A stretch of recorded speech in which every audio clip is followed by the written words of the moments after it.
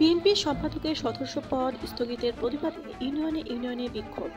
ঝালকাঠির রাজাপুর উপজেলা বিএনপির সাধারণ সম্পাদক নাসিমউদ্দিন আকনের সদস্য পদ স্থগিতের প্রতিবাদে রাজাপুর উপজেলার ৬ নম্বর ইউনিয়ন বিক্ষোভ মিছিল ও সমাবেশ অনুষ্ঠিত।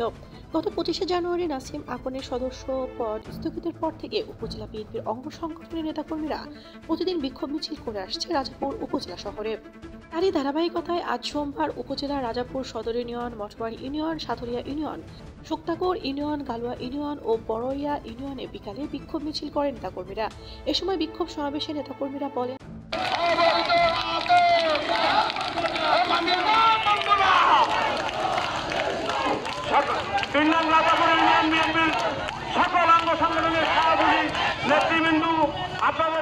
আগামী ২৪ ঘন্টার মধ্যে স্থগিত আদেশ প্রত্যাহার না করা হলে ঝালকাঠি জেলা বিএনপির কার্যালয় ঘেরাও করা হবে এবং এই অভিযোগ থেকে নাসিম আকনকে অব্যাহতি দিতে হবে।